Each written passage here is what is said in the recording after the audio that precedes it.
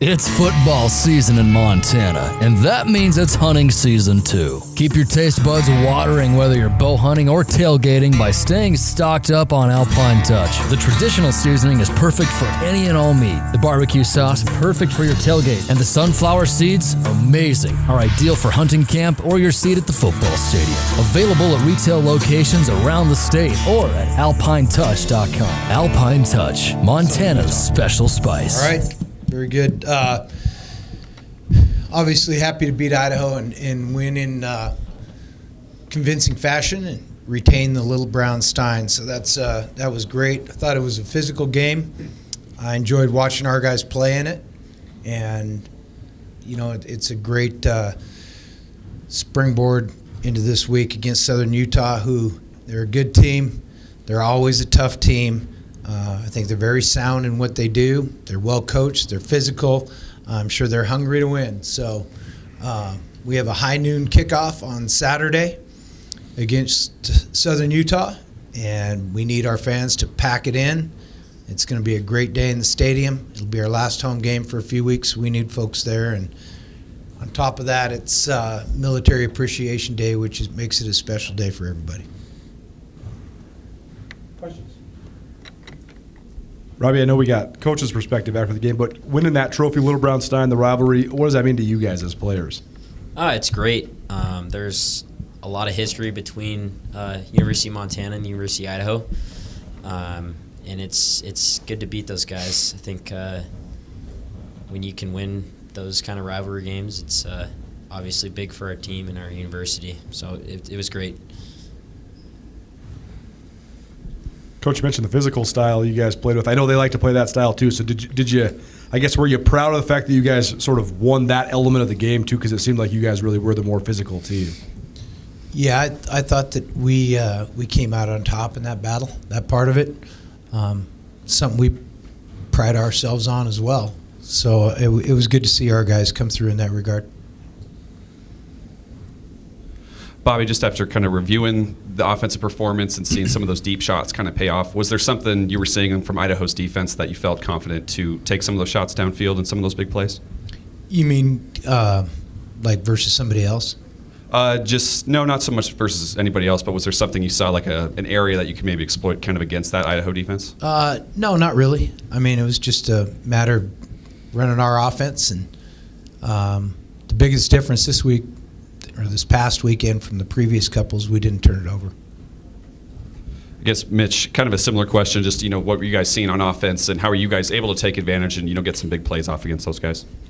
I think the main thing on offense last game was just getting into a rhythm, and quarterbacks just making plays for us, running the ball as well, and just making big plays down the field when we needed them. Mitch, speaking of the quarterback, how have you seen Chris Brown improve these last couple weeks? He's done a great job for us so far. You can definitely tell his confidence is getting up, especially after last game. He's starting to make some big-time throws for us, and he keeps playing great. Coach, I thought Grady Bennett put it in good perspective on the broadcast. He said, I was preparing for Junior Bergen as a high school quarterback a year ago in the playoffs. So that kind of puts into perspective what Junior has, sort of the path he's led to this point. So what have you thought of his performance so far, playing maybe a position you didn't expect him to play? Yeah, I don't think anybody expected him to play that, including Junior. But he's done a good job. He's stepped up, as I've mentioned numerous times. I'm proud of him for jumping in there and, doing whatever it takes. For the most part, I mean, with Mitch and Sammy accepted, the guy snapping the ball, the guy catching the snap, the guy getting hand it, pitch it, throw it, they're all freshmen. So good job by everybody finding a way, and Junior's one of them.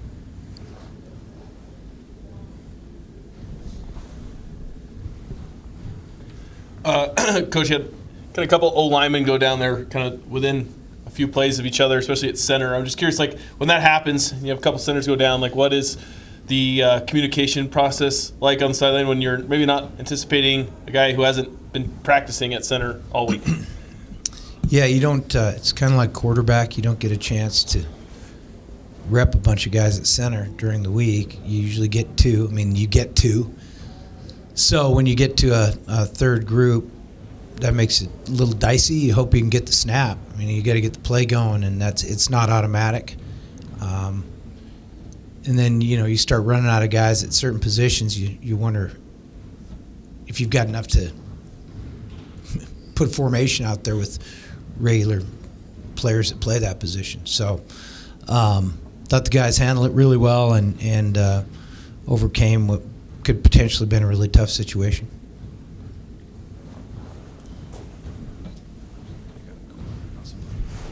Robby, so for, after the first drive against Idaho where they scored, you guys really kind of settle in for the rest of the game. How much is that just kind of the game plan settling in? How much is that the defense settling in? Like, what do you attribute that to, where you guys just kind of shut them down pretty much after that first 5 minutes?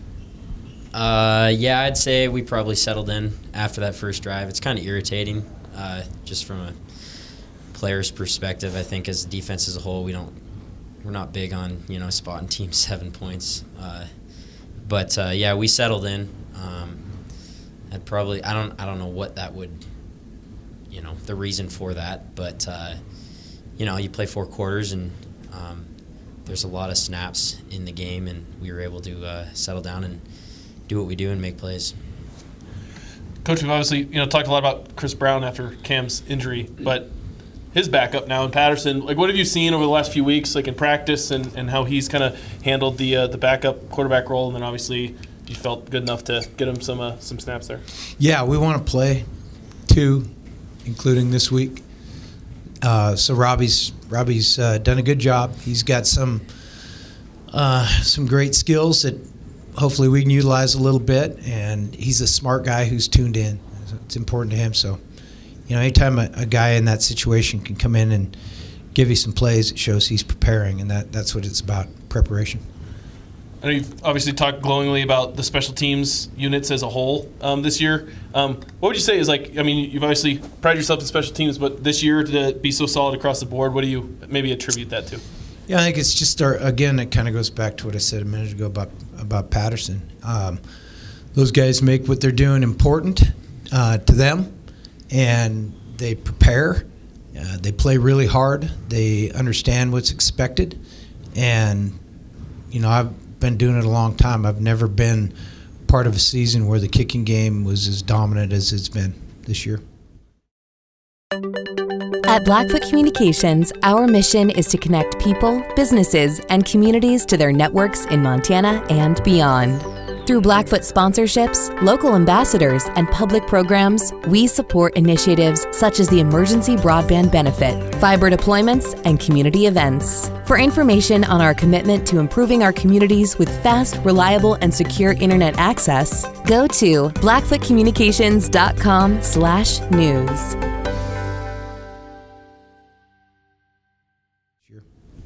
Mitch, obviously, you kind of do some holding, but you played a lot more special teams when you were younger. What's like the pride in being a part of those units and what you've seen from those guys this year? Well, anytime you get to be a part of a special teams unit, it's a great opportunity, and you take pride in it. So any role that I have on special teams, it's awesome for me, and I love being a part of it. And yeah. Mitch, Southern Utah is coming off of their best week defensively, giving up the least amount of points they have all season, but you coming off your best offensive week. Just what do you think about that going into Saturday and creating opportunities for your team? Southern Utah definitely has a great defense, and we're going to have to carry our offensive energy over into this weekend for sure. Robby, Eric led with the tackle record. So do you think about this? And if so, what would that be like to surpass your uncle? Well, I really didn't know, honestly, how close I was. So hopefully I can get it done this upcoming weekend. But, no, I think that's pretty special to do. There's a long list of Grizzly greats, and I think he's on top of that list. So it would be a pretty special moment and an honor to be able to do that. So I'm pretty excited if I can do it. Bobby, what would that mean to you? Or I guess what is your perspective on that? I haven't really thought about it. I mean, Taves brought it up this morning. I haven't really thought about it. I mean, I don't know. It'll be fun to. We're not only family members, we're friends. So there'll be some banter about that, I'm sure. On the Southern Utah note, what do you think of He's them? only got 300 more than me. So. on Southern Utah, what do you think of them moving out of the league? Well, I think first of all, it's our last shot at him for a while, so that makes this one. I mean, I hope that's a focal point for our players. I know it is for me and the staff. We don't get to play these guys again, so we want to get a win in this last opportunity. Coach Warren, do they look similar defensively? I know he's a defensive guy, and I know that he was the D coordinator there when Ed Lamb was there. So is it a similar sort of deal that they've been running the last several years? Yeah. I mean, everybody evolves. They've done a good job for a long time on that side of the ball for sure, and they're gonna man you some. It really starts with man coverage. At least it has so far, and. You got to win against man. They do a good job with it. It's something that's given us some trouble too. Hey, Robby, I was wondering if you could just talk about your Uncle Tim, just your relationship with him, and maybe what sort of impact he had on you on football-wise over the years. Well, I was pretty young when he was playing, but I do remember probably towards the end of his NFL career. But I also view him kind of similar as my dad as a coach. Talking ball with him and picking his brain on things is pretty special to be able to do. I admire the way he played and just the guy he is. And it's kind of like I said, it's a pretty cool. It'll be a cool moment and a special moment because he's a great guy, great player, great coach. And Bobby, just the way Robby plays, does it remind you of the way Tim played at all? Yeah, to a degree. I mean, they're both outstanding tacklers, especially in open space. Both of them are really smart players, understand the scheme, understand what offenses are trying to do, and then both of them are great teammates. So, yeah, I think there's some similarities. And then Kevin Macias, he's made several field goals in a row now, hit a career long this past weekend. Just what have you seen from him as the season progressed, and just what was the story of how you guys were able to find him to bring him in this year? Well, I'll start from we had our eye on him from last, January, February, and we needed a guy at that position, we felt. And so it was not anything new. It just we had some hoops to jump through to get him here. But as I've been saying from the first day, Kevin's good. He's a good player. He's a good kicker.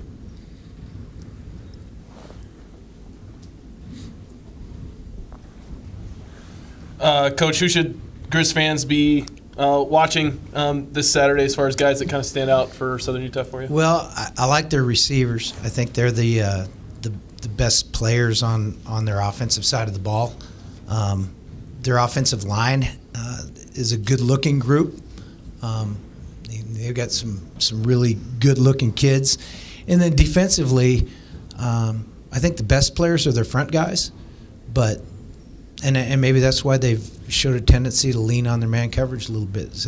They can get there. So those are the guys. Mitch, we obviously saw some of the big plays down the field, but Coach after the game said he liked the physicality that the wide receivers brought to the game this weekend. I know you had a couple broken tackles and ran a guy over. So maybe just talk about bringing that physicality to that position and how much you guys enjoy doing that. Yeah, I think our team just takes pride in being physical in everything we do, even on the offensive end. And I think we just try to carry that over, and when we get the opportunity to make a play or run a guy over, we try to, so.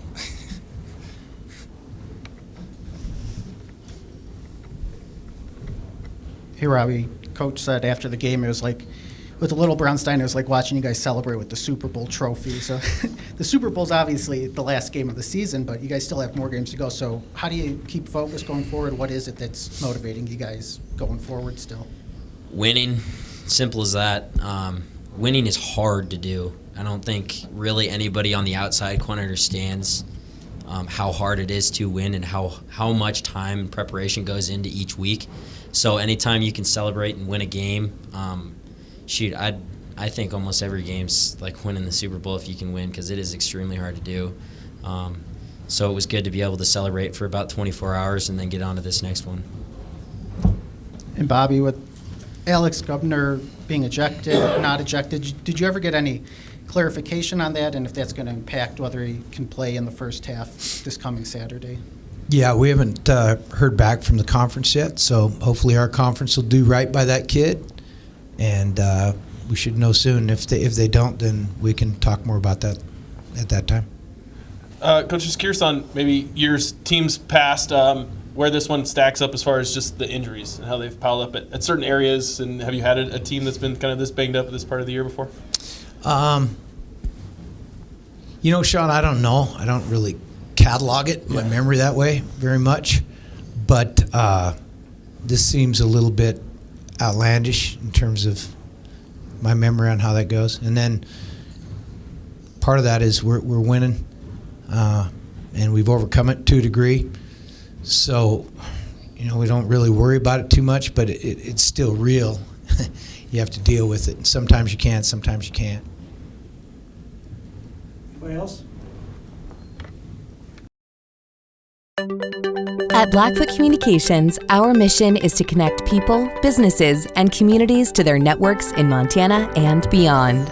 Through Blackfoot sponsorships, local ambassadors, and public programs, we support initiatives such as the Emergency Broadband Benefit, fiber deployments, and community events. For information on our commitment to improving our communities with fast, reliable, and secure internet access, go to blackfootcommunications.com/news.